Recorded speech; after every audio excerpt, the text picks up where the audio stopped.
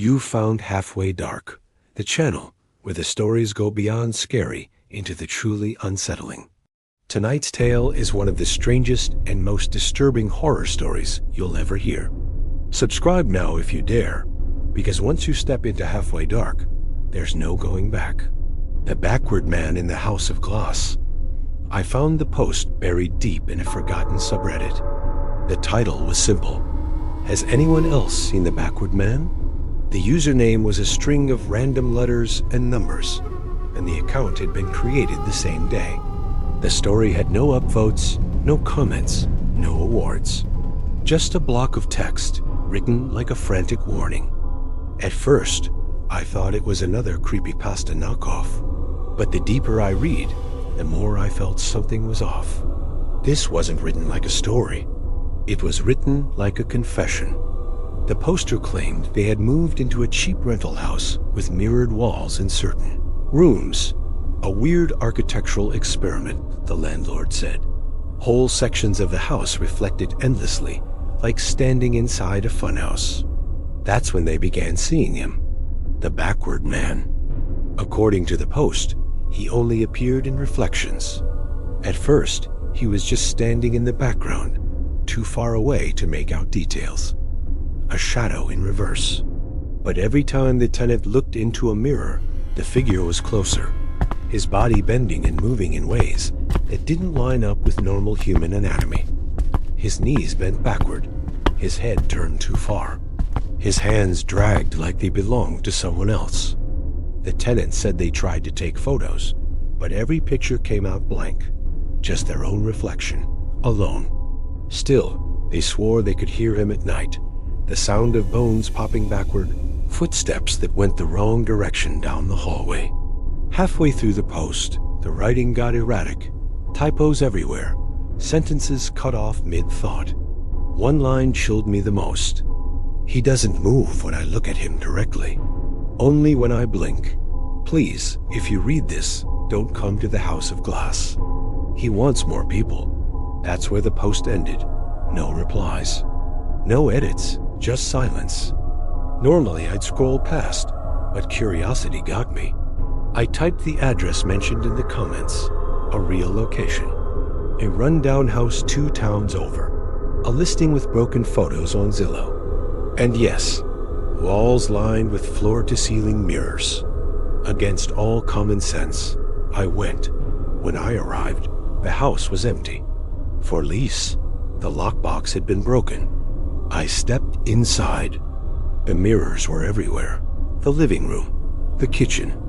Even the bathroom ceiling was mirrored, so you had to look up at yourself while on the toilet. And then I saw him. Not in front of me, not behind me, but inside the reflection. His face was blurred, like static. His limbs bent at wrong angles, his body always slightly out of sync with my movements. He stood in the far corner of the mirror, his posture hunched, watching. I blinked. Now he was closer. I blinked again. Closer. I tried not to blink, my eyes burning, tears streaming. But the body's need to blink is stronger than any fear. When my eyes shut for a fraction of a second, he was inches away in the reflection, his head tilted too far backward, mouth open wide. And then I heard the sound. Click. A wet, snapping click of joints bending the wrong way. But this time, it wasn't just inside the mirror. The sound was behind me. I turned. Nothing. The mirror showed him, standing just at my shoulder. I spun around again, but the room was empty. Yet the reflection showed otherwise. He was reaching, one long backward arm stretching toward me. And then the mirrors began to fracture. Not breaking outward, but inward. Like the glass was caving into itself, warping reality. My reflection stretched, distorted, and the Backward Man stepped halfway out. I ran. I don't remember leaving. Don't remember how I got home. All I know is I can't look at mirrors anymore. Not in the bathroom, not in windows at night. Because sometimes I catch him, standing just over my shoulder. And when I blink, click. That was tonight's story. strange, disturbing, and unsettling. If you felt the chill of the backward man, imagine what else waits inside Halfway Dark.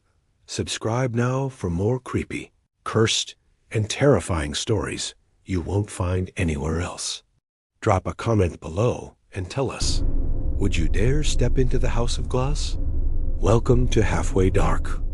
Welcome back to Halfway Dark, the home of stories so strange and unsettling you won't hear them anywhere else. Tonight's horror story is one of the most disturbing and unique tales ever told. Make sure to subscribe before we begin, because the deeper you go into Halfway Dark, the harder it is to climb back out. The Girl Who Spoke in Numbers. I first read about her on a strange, forgotten forum thread titled, "Has anyone else heard the Counting Girl?" Buried replies stretched back years from different usernames scattered across countries. Each person described hearing a young girl's voice whispering strings of numbers, not in dreams, not in videos, but in real life, in their rooms, at night. Always the same pattern. The counting started slow. The numbers didn't make sense. And then the girl would ask a question. The original poster claimed the girl appeared to him when he was a kid. She would sit in the corner of his bedroom at night, knees tucked to her chest, whispering numbers in a steady, cold voice, 4, 12, 17, 19. When he asked her what the numbers meant, she smiled and said, "You'll see when I'm finished counting." He swore she returned every few years. Older, clearer, the numbers always different, always longer. The thread was littered with similar stories. Some claimed she sat at the foot of their beds. Some swore she followed them on trains, whispering over the clatter of tracks. Others said they caught her reflection in mirrors, silently mouthing the numbers as they brushed their teeth. But every single account had one thing in common. Eventually, the counting stopped. And that's when the bad things happened. One user said his father died the week after her last number. Another said their house burned down 2 days after her silence. One said he stopped hearing her, only to wake up inside a hospital room after a car accident he didn't remember. I scrolled through the thread for hours, heart racing. And then, just as I was about to close the tab, I heard it. Clear, sharp, right behind me. 7. I froze. My room was empty. My laptop screen glared back at me. But the voice was unmistakable. The voice of a little girl, quiet and calm, counting. 20, 41. I slammed the laptop shut, but the voice didn't stop. I checked my phone, my TV, even the hallway outside my apartment. No speakers, no devices. Just the whisper following me. That night, I didn't sleep. By morning, the numbers had reached into the hundreds. By the end of the week, thousands. No patterns, no explanation. Just endless digits, like she was unraveling reality itself. And then, one night, silence. My ears rang in the absence. For the first time in days, there was nothing. Until she spoke. Not numbers this time, not counting. Just one word, done. I don't remember what happened after that. My neighbor found me standing in the hallway outside my apartment door at 3 in the morning, face covered in blood. My nails were torn, like I'd been scratching something. On the wall, scrawled in uneven gouges, was a string of numbers. Police came, took photos. Nobody could explain it, but I recognized the numbers immediately. They weren't random. They were coordinates. When I looked them up, the map showed a stretch of empty woods outside my city. I don't remember driving there, but I woke up standing in those trees. And she was there, the girl, not in the corner of my room, not in whispers, standing right in front of me. Pale, barefoot, hair hanging over her face. Older now, maybe 16. Her lips parted in a smile. She held out her hand and whispered the last number. It wasn't a digit this time. It was a date. Tomorrow. And as I'm writing this now, I can hear her again, sitting in the corner, smiling, counting down the hours. That was tonight's story, eerie, disturbing, and unforgettable. The Girl Who Spoke in Numbers is just one of the strange horrors waiting inside Halfway Dark. If this story sent chills through you, make sure to hit subscribe and join us for more unsettling tales every week. Tell us in the comments, what do you think her numbers mean? Welcome to Halfway Dark. Welcome to Halfway Dark, the place where horror goes beyond scary into the unexplainable.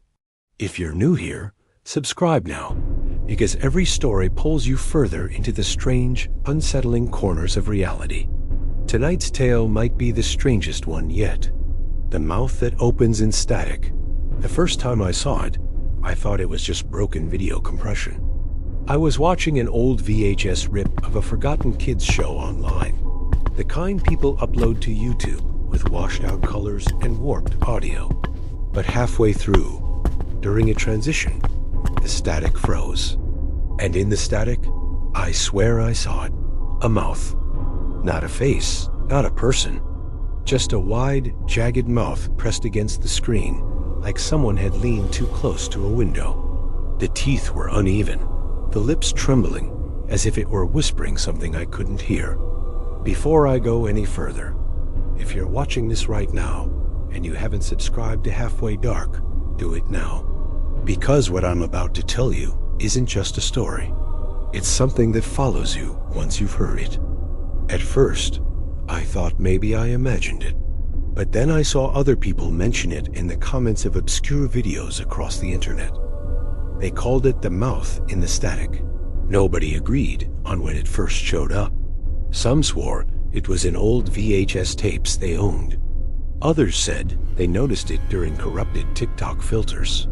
But everyone described the same thing. The mouth opens wider the longer you stare. If you rewind, it's never in the same spot. And if you turn up the volume high enough, you can hear it breathing. I became obsessed. I searched through hours of degraded footage, frame by frame. I started dreaming about it too. Dreams where I was inside a room made entirely of static, white noise buzzing against my skin, like insects. And in the center of the room, the mouth was waiting, open and dripping with something black that smelled like rust. Every dream ended the same way, the mouth whispering something I couldn't quite make out. Then one night, I woke up with the TV on, even though I don't remember turning it on. No channel. Just static, and the mouth was there, not hidden, not flickering, taking up the entire screen. I tried to look away, but my eyes wouldn't move. I could see its lips forming words, shaping syllables I didn't understand. And then the whisper came, not from the TV, but from inside my head. It said my name. It told me it had been looking for me. And then it laughed. The next morning, my ears wouldn't stop ringing. When I looked in the mirror, there were tiny black cracks at the edges of my mouth, like my skin had been stretched too far while I slept. I stopped watching old videos, stopped sleeping with the TV plugged in, but that didn't stop it. Now, whenever I close my eyes too long, I hear the static hum. Whenever I pass a window at night, I see my reflection open its mouth too wide, wider than any jaw should stretch. And worst of all, sometimes when I try to speak, I don't hear my voice. I hear it's a low, crackling whisper, hungry and wet, leaking from my throat. Words I don't understand, words that don't belong to me. It isn't asking anymore. It's practicing with my mouth. That was tonight's story, strange, cursed, and terrifying. The Mouth That Opens in Static is just one of the horrors waiting for you here at Halfway Dark. If this story gave you chills, hit subscribe right now, because every week we bring you more unsettling, creepy, and disturbing tales you won't find anywhere else. Tell us in the comments, what do you think the mouth is whispering? This is Halfway Dark. Welcome back to Halfway Dark, the channel where horror doesn't just scare you, it infects you. If you're new here, subscribe now, because the stories we tell go deeper, darker, and stranger than anything else you'll find. And once you hear this one, you'll understand why. The hollow carnival that arrives without tents. It doesn't travel by trucks or trains or ships. It just appears. One night, a field outside your town is empty. The next morning, it isn't. I first heard about it from an old man at a bus stop who muttered to no one in particular, "Don't follow the pipes when you hear him. Don't step where the grass is black. And if they offer you something to eat, just run." I thought he was insane, until the hollow carnival showed up outside my own town. There were no tents, no rides, no Ferris wheels lit with colored bulbs. The carnival was made of shadows. An entire fairground sprawled across the empty field, shaped only by absence, as if something had carved the air itself, leaving gaps that looked like roller coasters, game booths, and cotton candy stalls. The silhouettes rippled in the wind like smoke, but they held together in impossible geometry. And from those hollow shapes came music. It wasn't cheerful carnival music, but a distorted grind of pipe organs and whistles, clattering like bones on metal. A tune you couldn't hum even if you tried, because the melody seemed to erase itself from memory. The first rule hit me right away. If you hear the pipes, you'll never stop hearing them. Even now, even as I'm telling you this, I can hear them faintly behind my words. Subscribe now while you still can. You don't want to face this thing alone. The hollow carnival didn't just appear. It spread. When night fell, more people wandered out to see it. Some said they saw familiar faces working the shadow booths. Their grandmothers, childhood friends, people who had died years ago. One man swore he saw his daughter, who drowned when she was 6, sitting in the hollow bumper cars. He ran to her, shouting her name. We never saw him again. That's the second rule. Don't follow the dead into the carnival. They're not yours anymore. I couldn't help myself. I went closer. The closer I walked, the more the air around me felt empty. Like I wasn't breathing oxygen anymore, but vacuum. My skin tingled, and the shadows pressed against me, as if the world itself was folding in. At the entrance, there was a figure. Not a ticket taker, not a clown, just a shape like a man cut out of reality. He raised his arm, beckoning me inside. And then the third rule etched itself into my skull like a migraine. If you step inside, something else will step out. I turned to run, but the carnival followed. I don't mean it chased me physically. I mean it attached itself. The music crawled under my skin. The shadows bled into my dreams. Every reflective surface I looked at showed glimpses of the rides behind me, flickering in and out like bad reception. I stopped sleeping. I stopped eating. People at work said I looked thinner, but not in a human way, like I was losing parts of myself in uneven chunks. One night, I woke up and found black grass growing through the floorboards of my bedroom, sprouting in clusters around my bed. The hollow carnival was coming through, and it wanted me back. I tried to fight it. I burned the grass. Didn't matter. It grew again. I smashed mirrors. Didn't matter. The rides gleamed in window reflections anyway. I wore earplugs. Didn't matter. The pipes were inside my blood now. Then came the worst part, the food. One morning, I woke up to find a tray at the foot of my bed. A carnival tray, greasy paper basket, striped wax cup. Inside were things that looked like corn dogs, popcorn, and pink cotton candy. But the smell wasn't food. It was the smell of me. Skin, hair, salt. I touched the corn dog and nearly vomited. The breading was made of fingernails pressed together like scales. The hot dog inside was pulsing, veiny, twitching. The popcorn was tiny knuckle bones popping and cracking. The cotton candy was pink because it was spun from blood. That's the fourth rule. Don't eat what they give you, because if you do, you stop being you. I shoved the tray under the bed. Hours later, it was gone, but the smell still lingers. The final night came when the organ pipes screamed so loudly they shook the walls of my apartment. I knew then the carnival wasn't just outside anymore. It was inside. The shadow rides were carved across my walls, spinning in impossible loops. Hollow booths leaned against my dresser. My own reflection grinned at me through the static of the TV, and behind me I saw the roller coaster tracks coiling around my bed like a cage. The mouth of the shadow figure appeared in the corner of the room, opening wider, until the entire ceiling cracked into a hollow grin. And I heard the last rule. Not a thought, not a warning, just words whispered in my skull by the thing that had been waiting for me since. I first saw the black grass. Once the carnival chooses you, you can't leave. You can only trade places. The shadow ticket taker stretched out his hand again. And behind me, I felt something else stretching out of me. I don't remember choosing, but when I looked down, I realized I wasn't standing in my body anymore. I was inside the silhouette, and the thing wearing my face was smiling at me through the glass of my TV screen. It winked, then it walked away, and now I'm stuck here, inside the hollow carnival, watching rides twist forever in black geometry, listening to pipes that never end, waiting for someone else to look too long. Because that's the final rule nobody tells you. You don't escape the hollow carnival. You become part of it. And when you do, you're the one who gets to beckon the next poor soul inside.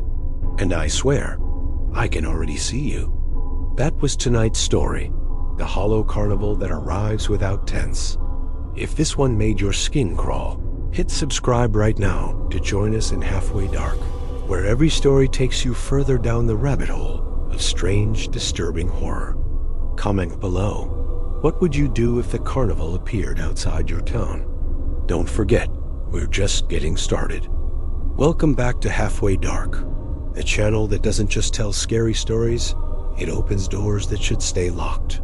What you're about to hear isn't fiction, or at least, it wasn't supposed to be. If you found this video, subscribe now, because by the end of this story, you're going to need company in the dark. Channel 94. Nobody remembers Channel 94 until they see it again. That's how it starts. You're flipping late at night, half asleep, and then static, followed by a station that isn't supposed to exist. Black and white fuzz, humming audio, and something that looks like a show but doesn't feel like one. That's Channel 94. It doesn't appear on guides. It doesn't exist in archives. And once you've tuned in, it doesn't forget you. I didn't believe it myself until last year when I found the thread on Reddit, Our Obscure Media, Buried Deep. The title was just, does anyone else remember the Puppet Mouth Man on Channel 94? Most people joked, called it creepypasta bait, but the comments underneath? Terrifyingly specific. Dozens of users swearing they'd seen the same thing. An emaciated figure in a dark suit, face blank except for a wide, fleshy slit where the mouth should be. No eyes, no nose, just the mouth. They said he never spoke, not at first. He only hummed. And if you hummed back, he knew you were watching. The first time I saw Channel 94, I was 17. My parents had gone to bed. I was sitting in the living room, flipping between late-night reruns and static, when the screen went black. Then came the hum, low, vibrating, like electricity running through bone. At first, I thought the TV had broken, but then the image appeared, a room so dark, the shadows looked thick, painted on. A figure sat in the middle, slumped in a wooden chair. A man, or at least shaped like one. And then, the slit mouth opened. He hummed. I froze. And like an idiot, I hummed back. The next day, I didn't think about it much. Just a weird dream, TV glitch. But at school, something strange happened. My best friend Adam was staring at me all through class. Not just staring, humming. Quiet under his breath. The same sound from the show. When I asked what the hell he was doing, He blinked, confused, and said, "You're one of them now." Then he walked away. That night, Channel 94 was waiting. I don't mean I found it. I mean, when I turned the TV on, it was already there. No flipping, no searching, just him, the puppet mouth man. This time, he was closer, filling the screen. The slit stretched into a smile, too wide, tearing slightly at the edges. Then he spoke. "We don't forget the ones who hum." I slammed the TV off. The hum didn't stop. It came from inside the walls. If you're still listening to this, I need you to subscribe. Not just for me, but for yourself. Because if you ever stumble across Channel 94, the only thing that keeps it away is being remembered collectively. That's why we share the stories. That's why we talk about it.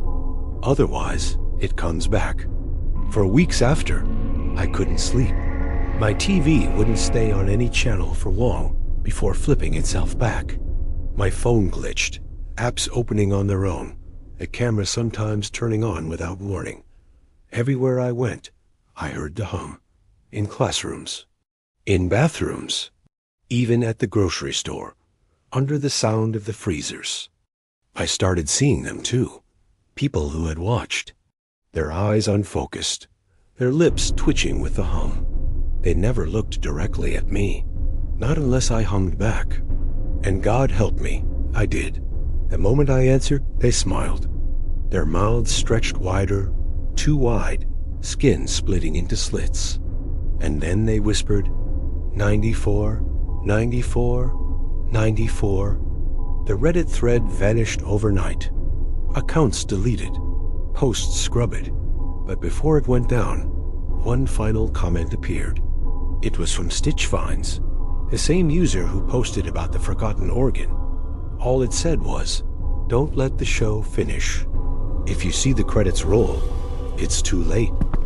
Last week, I slipped, fell asleep on the couch. When I opened my eyes, the TV was already on. Channel 94. The puppet mouth man filled the screen, closer than ever.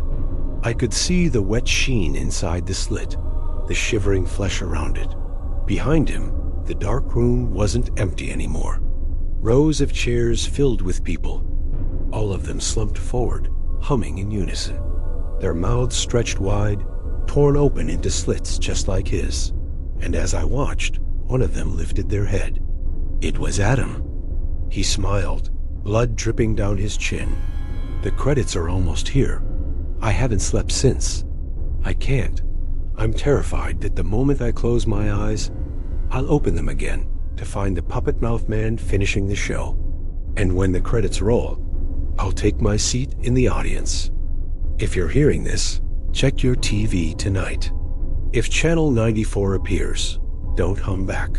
Don't acknowledge it. Turn it off, break it, burn it. Do whatever it takes. And if you can't, I'll see you in the chairs. That was Channel 94, another tale pulled from the static of Halfway Dark. If this story left you looking twice at your TV, hit subscribe and join the others who can't stop listening. Comment below. Have you ever stumbled across a channel that wasn't supposed to exist?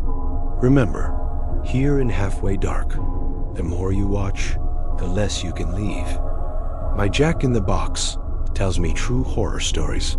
While I sleep, it's talking again. The stories are getting worse, and I think this one is about me.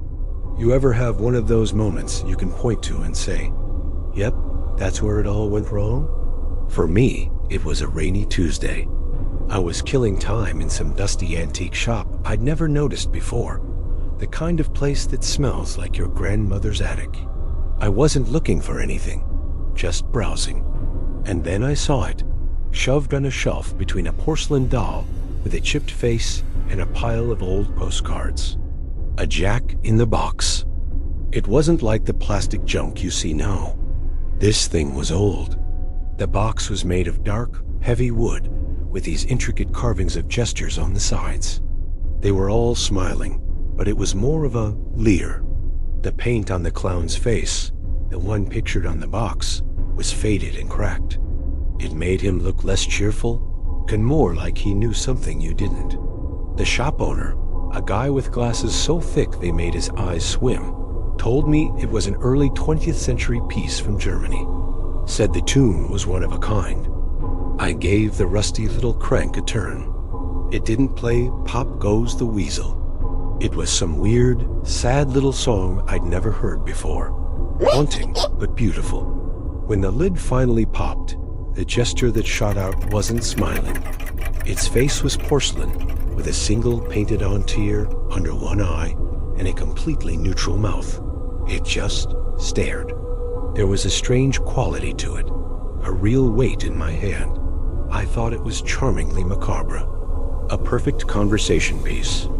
I paid the man what he was asking and took my charming antique home. I put it on my nightstand, right next to my bed. That was my first mistake. The first time it happened, I was sure it was a dream.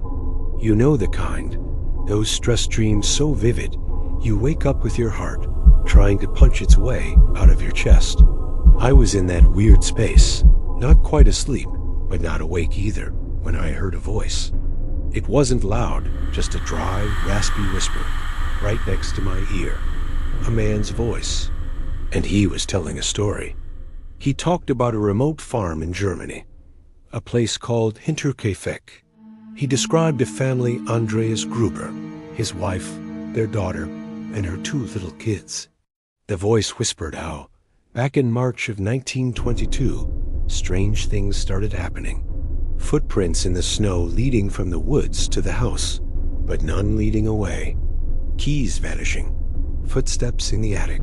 Their maid had quit, terrified, claiming the house was haunted.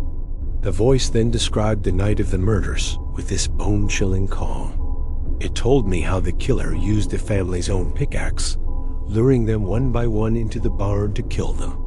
Then, he went inside the house and murdered the new maid and the 2-year-old boy as they slept.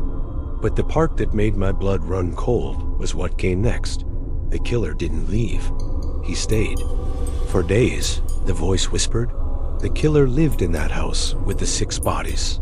He fed the cattle, ate their food, and kept the fire going. I bolted awake, sucking in air, the last words hanging in the silence of my room. My eyes shot to the jack-in-the-box. It was closed.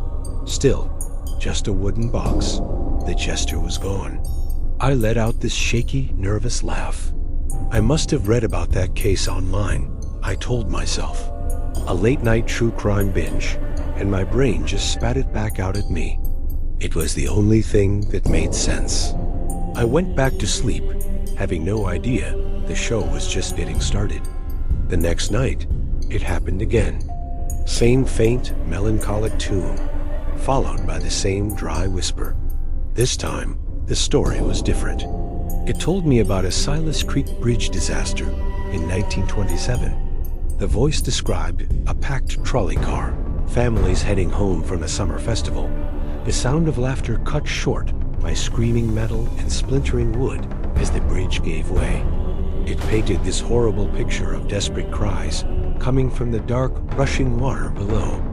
The next morning, that unease was a hard knot in my stomach. Just to prove myself wrong, I typed Silas Creek Bridge Disaster 1927 into my computer.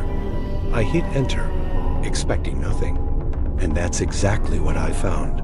Nothing. No old newspaper archives, no local history mentions, not a single result. It never happened.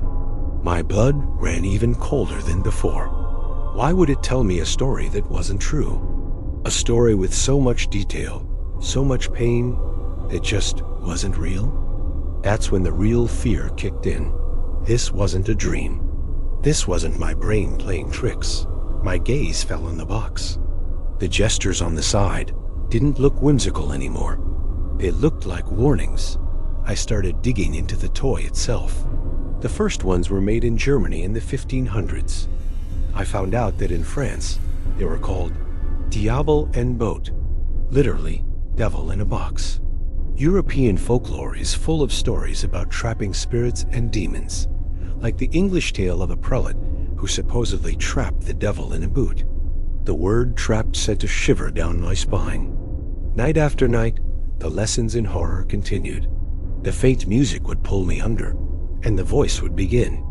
It told me about the Mary Celeste, a ship found floating and empty in the Atlantic in 1872. Her entire crew just gone. It told me of the Dyatlov Pass incident, where 9 expert hikers died in the Ural Mountains under the most bizarre and terrifying circumstances. Every morning, I'd wake up, hollowed out and terrified, and spend my day frantically researching, confirming every single detail. Except for Silas Creek, the box was always right. The stories were always true. I stopped sleeping. I'd sit up all night, just staring at it, waiting. But it was patient. It only spoke when I was on the verge of sleep, when I was most vulnerable. I was losing my mind. You know that morbid curiosity that makes you slow down at a car crash? That pull toward the dark? If you know that feeling, then you have to hit that subscribe button, because you need to hear what happened when the stories stopped being about things that already happened. After 2 weeks, something changed. The story that night didn't start with a place or a date. It started with a name.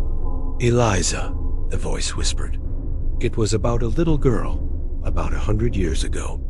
A lonely girl who was given a special toy, a beautiful wooden music box with a sad-faced clown inside. The girl loved it. But then, the box started talking to her in her sleep. At first, it told her lovely stories about magic kingdoms. But the stories turned dark. It started telling her true stories about fires and floods and horrible accidents in her own town. Eliza would wake up sobbing, but her parents just said she had an overactive imagination. Then the box started telling her about the future. It told her a boy from school would fall out of a tree and break his leg. The next day, he did. It told her a fire would start in the town bakery. That night, she watched the sky glow orange from her window. The voice described Eliza's panic. She tried to get rid of the box. She buried it in the yard, but it was back on her shelf the next morning.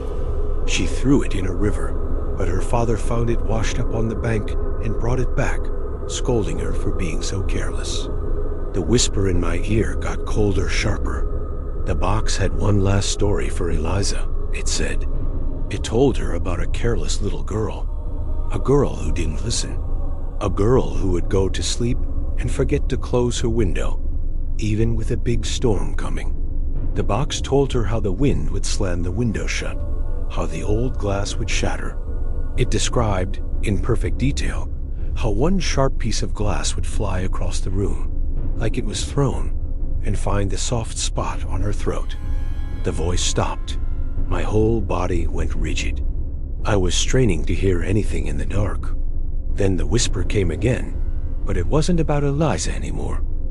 Eliza didn't listen, it hissed. She thought it was just another story. I haven't slept in 3 days. I'm sitting here, under the harsh light of my desk lamp, just staring at the wooden box on my knitstand. It looks so innocent in the light, but I know what it is. It isn't just a storyteller. The stories aren't just stories. They're rehearsals. They're prophecies. And that last one, that was a threat. What does it want? Is it warning me? Or is it promising me a fate I can't run from? I'm so exhausted my eyes are burning. I know I can't stay awake forever. I'm going to drift off, and it's going to speak again. I'm starting to think all the other stories, Hinterkaifeck, the Mary Celeste, poor, stupid Eliza, were just the opening act, the prologue to its real masterpiece. I have to stay awake. I have to. But I'm so tired. And I just heard it. The quietest, most terrifying sound in the world. The music just started. I think it's about to tell me how my story ends. Subscribe to find out what happens next.